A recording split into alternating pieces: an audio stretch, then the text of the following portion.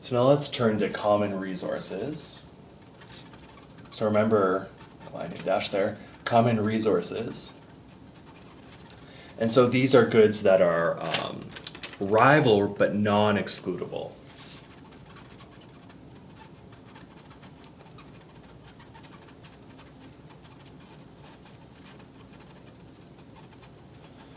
And what happens with these kind of goods is what we call the tragedy of the commons, or what these goods suffer from, these common resources suffer from, is the tragedy of the commons.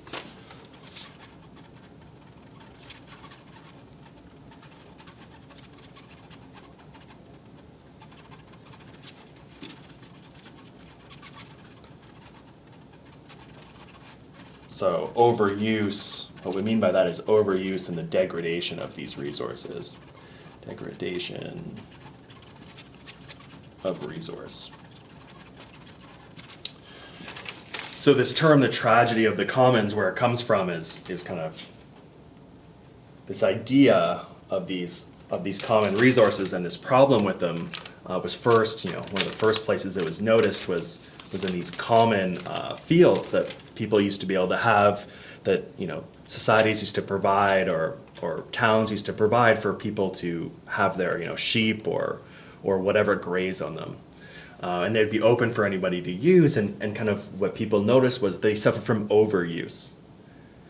Because, anybody could take their sheep in there to graze. We couldn't stop anyone from doing that, but someone having their sheep and eating the grass or whatever was in there stopped someone else from being able to do that. So everyone was kind of rushing in, and these fields would just turn into big mud pits because they were non-excludable, but they were rival.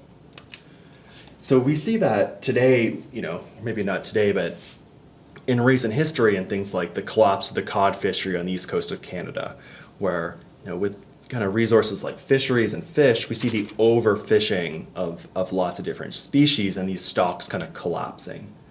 And that's because their rival, someone catching it, stops someone else from not catching it. But in many cases, it could be non-excludable, where we have undefined kind of ocean space or sea space, or areas, I should say, maybe, where people are just going to engage in lots and lots of fishing, and they have no kind of incentive not to do that, right? Because they're just trying to maximize their profit or maximize their returns or payoffs.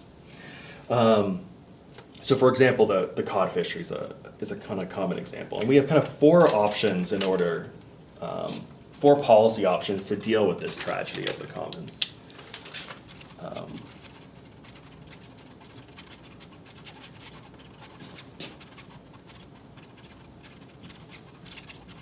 The first is, we could regulate the use of it.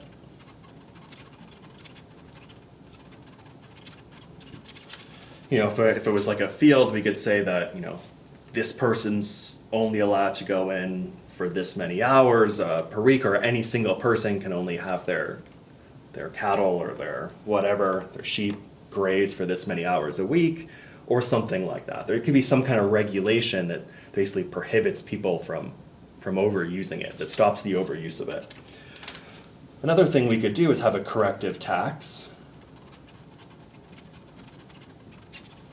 So this is just to tax people, the kind of the benefit they get from it, and so it incentivizes us to get to like the optimal solution in terms of how many hours someone would be letting their sheep graze in this field, or in total, how much grass gets eaten per week or month or year or whatever.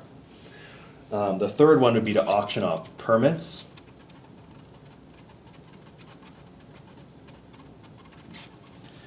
So we could start selling permits to use this field from between certain hours, and the highest bidder wins. Or there's different kinds of auctions, but let's say the highest bidder wins, and they get to use it between certain hours, or they get sole use of it, or whatever.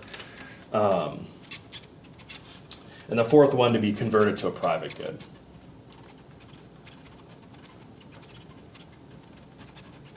So in terms of this commons example, they could sell it to some farmer, and then once the farmer or the rancher or whatever has once they have the good to themselves, it becomes rival and excludable. They could stop other people from using it, and so they would presumably use it in the most efficient way possible.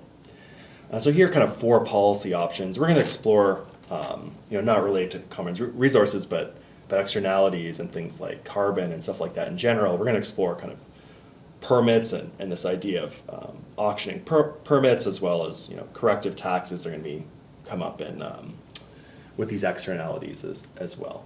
But so common resources, they suffer from the tragedy of the common, so their overuse and degradation because they're non-excludable, but they're rival.